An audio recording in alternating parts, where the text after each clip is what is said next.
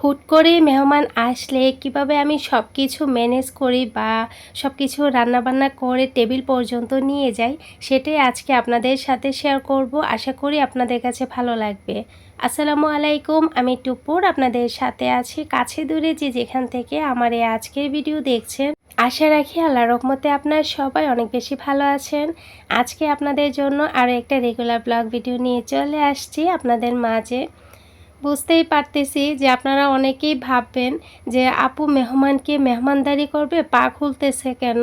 তো প্রথমেই যখন ভাবি যে যখন বুঝতে পারি যে কেউ আসছে, তো তারপর আমি প্রথমেই দেখি যে রান্নাবান্নার জন্য ফ্রিজে কি আছে, নর্মাল ফ্রিজে এবং ডিপ ফ্রিজে কি রান্না করব।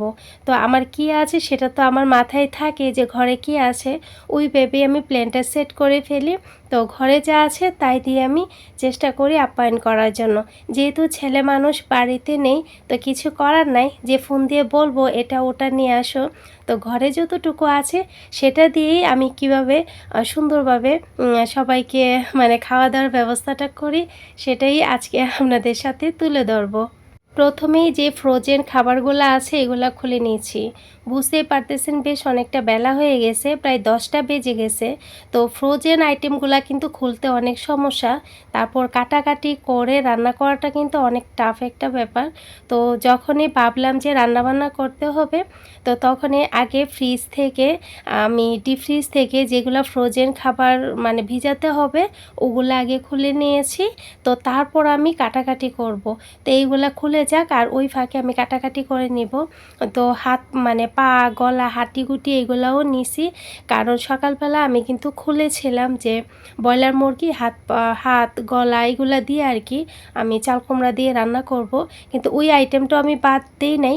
তো ওটাও আছে, পাশাপাশি অন্যান্য আইটেমগুলোও আমি করব। এখানে আমি একটা বড় বলের মধ্যে আমি সবগুলা মাছ খুলে নিচ্ছি। আর বড় সাইজে বলের মধ্যে ভিজানোর কারণ হচ্ছে কি, খুব তাড়াতাড়ি যে খাবারগুলা খুলে যাবে।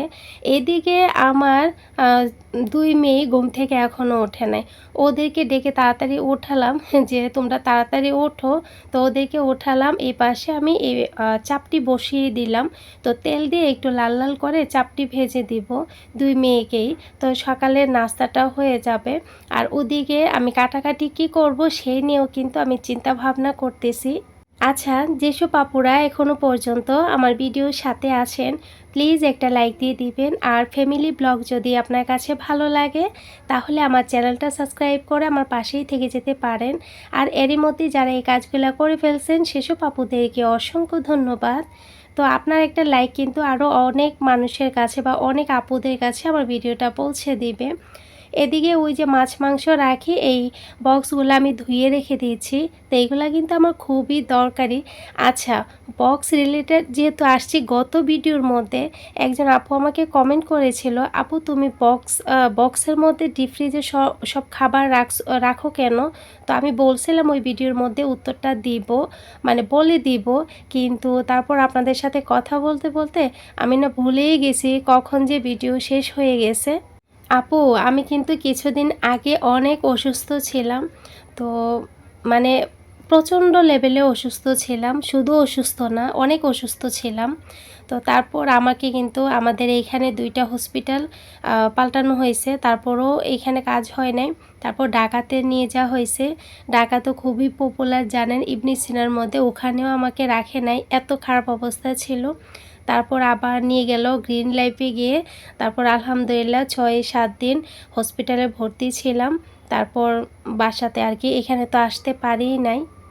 তো তারপর বাবার বাড়িতে ওইখান থেকে গিয়েছিলাম। তারপর মোটামুটি ওষুধ একটু এগোনোর পর আবার ডাক্তার দেখিয়ে তারপর কিন্তু বাড়িতে আসছিলাম। প্রায় 1.5 মাস বাবার বাড়িতে ছিলাম আর কি, 1 মাস 16 দিন মনে হয় ছিলাম। তো তারপর আসলাম, এসে তারপর আবার বাচ্চাদের পড়ালেখা এসব তো ঠিকই চালাতে হবে। যেহেতু ওদের বাবা বাইরে থাকে, আমি যদি ওদেরকে না দেখি কে দেখবে। আর বাবার বাড়িতেও যখন ছিলাম আমার বোন তারপর আমার ভাই ওরা দেখতো, কিন্তু এহসানের মাদ্রাসাটা টোটালি কিন্তু বন্ধ ছিল। তো যাই হোক, আবার আমার বাবার বাড়ি থেকে 2 মেয়ের স্কুল প্রাইভেট অনেক কাছে, আমাদের এখান থেকে মানে আমার বাবার বাড়ি থেকে খুবই কাছে। তো ওদের পড়ালেখাটার আলহামদুলিল্লাহ সমস্যা হয় নাই। এহসানের পড়াটার সমস্যা হয়েছিল, কারণ এটা আমাদের বাসার মানে বাড়ির পাশেই ছিল আর কি মাদ্রাসাটা, তার জন্য ওর পড়াটা ক্ষতি হয়েছে। তো এদিকে তো এই আর কি, তো অনেক দিন অসুস্থ ছিলাম, অনেক কষ্ট করেছি। আর ও সুস্থতা যে আল্লাহ তাআলার কত বড় নিয়ামত, অসুস্থ না হলে না কখনোই বোঝা যায় না। তো যাই হোক, আল্লাহ আমাকে সুস্থ করে নিয়ে আসছে। তো হয়তো বা হায়াত ছিল, তার জন্যই বেঁচে আসতে পারছি। তো আল্লাহর কাছে লাখো কোটি শুকরিয়া। তো এদিকে সব কাটাকাটি করে নিলাম। আর বক্সে রাখি কেন আপু, ওই যে ফ্রিজটা খুব তাড়াতাড়ি ময়লা হবে না। আমার কিন্তু অনেক সমস্যা হয়েছে, যেমন ধরেন নিউমোনিয়া থেকে, ফুসফুসে ইনফেকশন থেকে ধরে, হাম হয়েছে, তারপর পেটের সমস্যা মানে ডায়রিয়া থেকে ধরে, রক্তে ইনফেকশন, প্রস্রাবে ইনফেকশন, মানে কতগুলা সময় ৮-৯টা সমস্যা, জ্বর ছিল, কাশি ছিল, ৮-৯টা সমস্যা আমার একসাথে হয়েছিল। তার জন্য না আমি দুর্বল হয়ে গেছিলাম বেশি। আমার দিন দুনিয়ার কোনো খবর ছিল না। শুধু মনে করেন যে চিল্লাইতে মানে কান্না করতে করতে চিল্লাইতে চিল্লাইতে আমার রাত পার হইতো। সবাই ঘুমাই থাকতো, আমার ঘুম আসতো না। খালি মানে ইয়ে করতাম, হসপিটালে যে ভর্তি ছিলাম। তো মানে পানিও আমার ভিতরে যেত না, ওষুধ কিভাবে খাবো। তো অনেক মানে ইয়ের পর আল্লাহ আমাকে বাঁচিয়ে নিয়ে আসছে। এই যে আপনারা দেখেন না, এই আমি কাজগুলো এতগুলা করি। তো আমার একটু ওই যে অসুস্থ হওয়ার পর থেকে একটু যদি পানি বেশি ঘাটাঘাটি করি, আমার কিন্তু ঠান্ডা লেগে যায়। ওই যে নিউমোনিয়া যে ডাক্তার বলেই দিছে, একটু ইয়ে হইলেই আমার কাশি হয়ে যাবে। ওই যে পানি ঠান্ডা জাতীয় ইয়ে থেকে দূরে থাকতে হবে। আর মেয়েদের পানি ছাড়া কোনো কাজ আছে বলেন? আর নিজের মতো নিজের কাজ না করলে কি হবে বলেন? যেহেতু ২টা ফ্রিজ, তো তার জন্য এই মানে ডিপটার মধ্যে সব বক্স রাখি।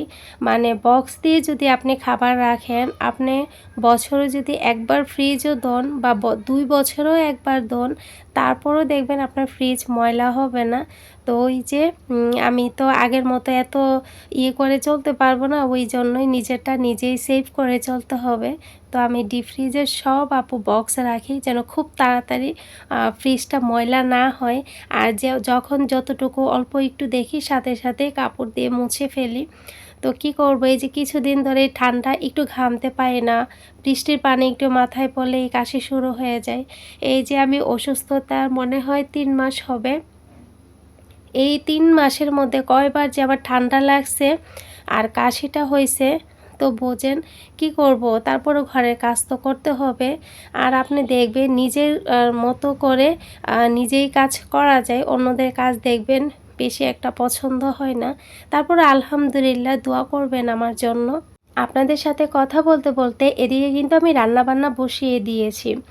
এটা হচ্ছে নর্মালভাবে আমি সব মশলা কষিয়ে, তারপর এখানে মুরগি আর মুরগির গলা আছে, পা আছে, এগুলা দিয়ে আমি মশলাটার মধ্যে কিছুক্ষণ নেড়ে চেড়ে তারপর আমি চাল কুমড়াগুলা দিয়ে দিলাম। দিয়ে তারপর আবার ওই কিছুক্ষণের জন্য নেড়ে চেড়ে নিচ্ছি।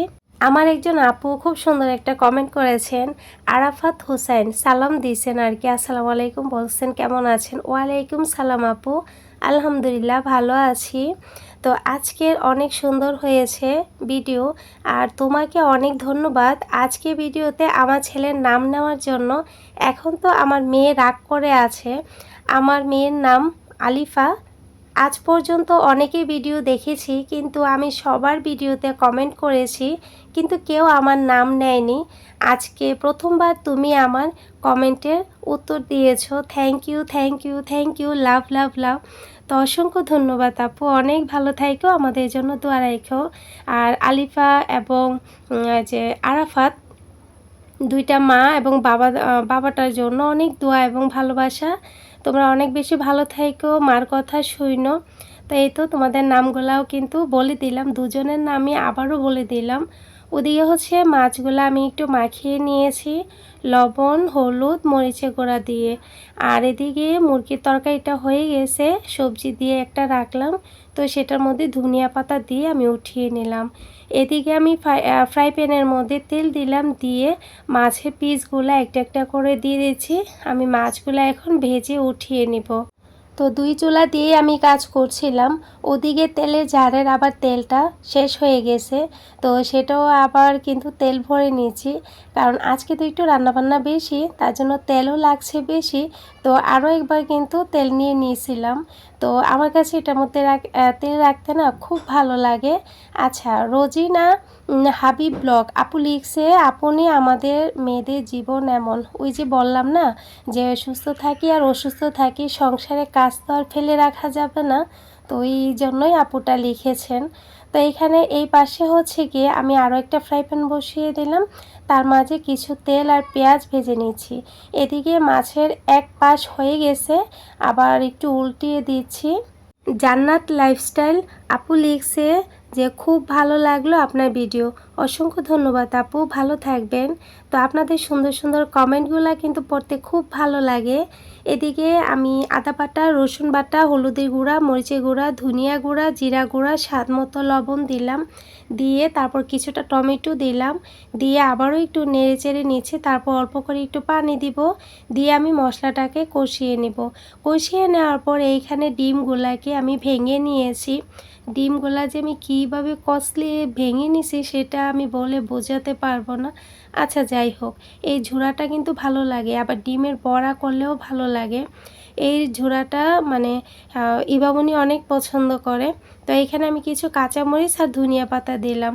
কিছুক্ষণ রান্না করে ডেকে রাখার পর যখন ভালো মতো রান্নাটা হয়ে গেছে, একটু নেড়ে চেড়ে ভাজা ভাজা করে নিলেই কিন্তু মাছের ডিমের ঝোড়া রেডি হয়ে যাবে।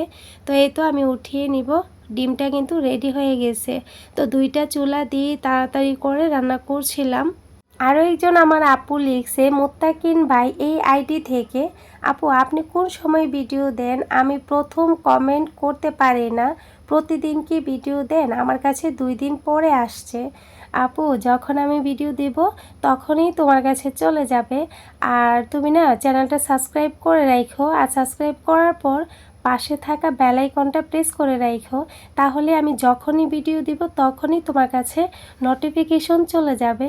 প্রত্যেক দিন দিতে পারি না তো আপু, ওই যে কাজের ফাঁকে ফাঁকে যখনই বাচ্চাদের পড়াশোনা থাকে, ঘরের কাজ সব কিছু সামলিয়ে যখন পারি তখনই তোমাদের জন্য একটা ভিডিও নিয়ে আসি। এই তো গতদিন দিতে পারি নাই, আজকে আবার দিয়ে ফেলতেছি। তো ওই কাটতেছি, বয়েসটা কাটতেছি, আবার তোমাদের ওই ভালোবাসায় ভিডিওটা রেডি করলাম। এই তো আপু আমাদের জন্য দোয়া কইরো।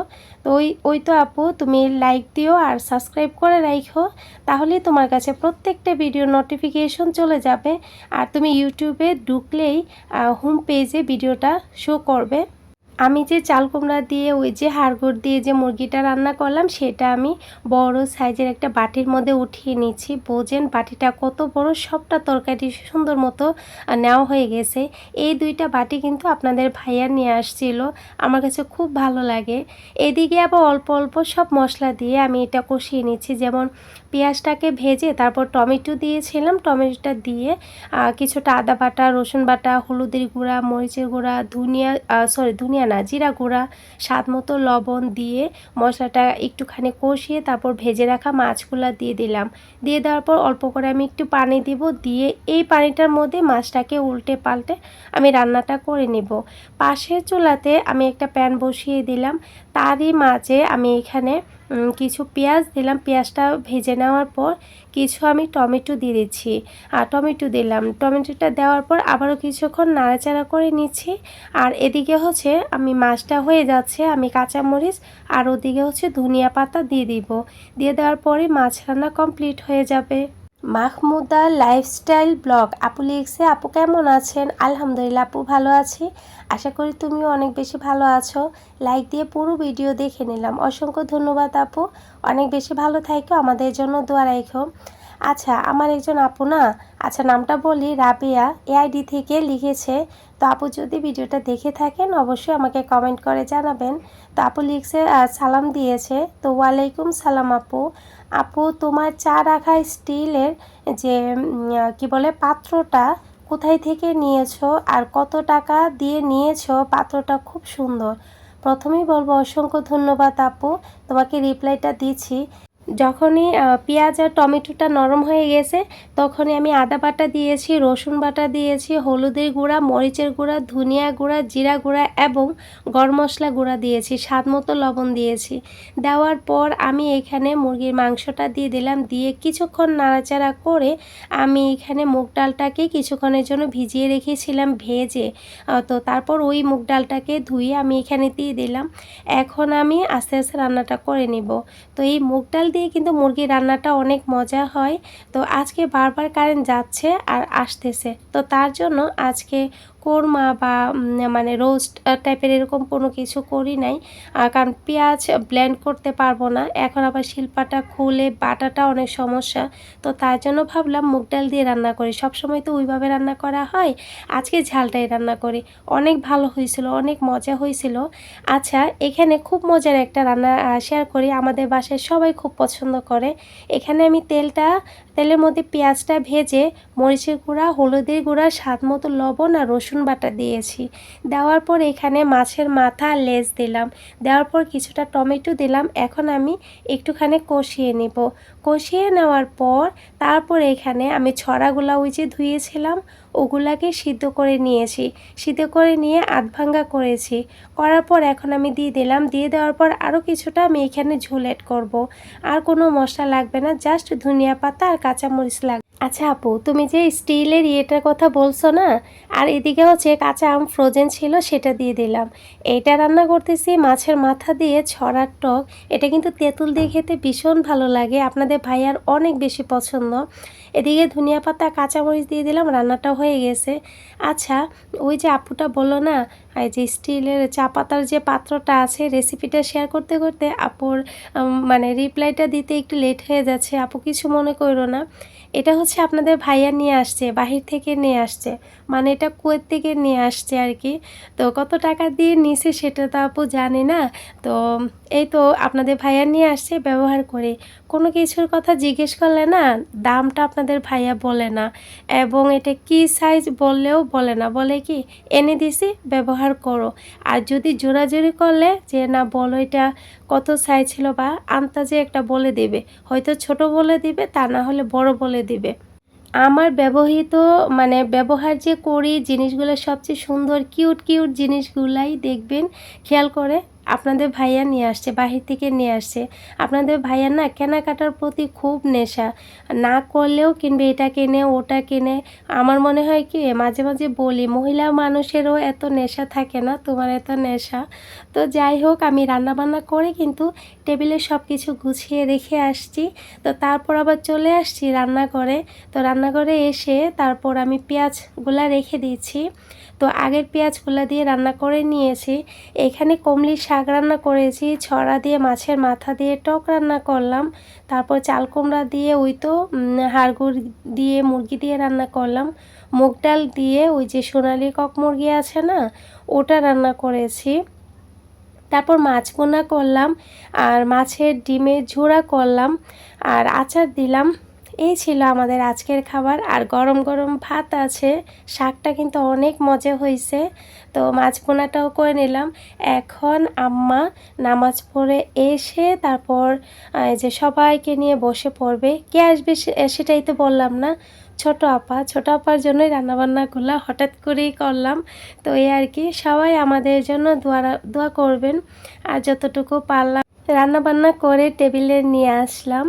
তো এই তো সব কিছু রেডি করলাম, এখন সবাই বসে পড়বো। আমার নামাজটা শেষ হয় নাই, শেষ হয়েছে। আজকে সকালের খাবার না অনেক লেটে খাওয়া হয়েছে, তার জন্য সবার পেট ভরা। তো তার জন্য আর কি আপাকে বলছে আপা রান্না তো লেট হয়ে গেছে।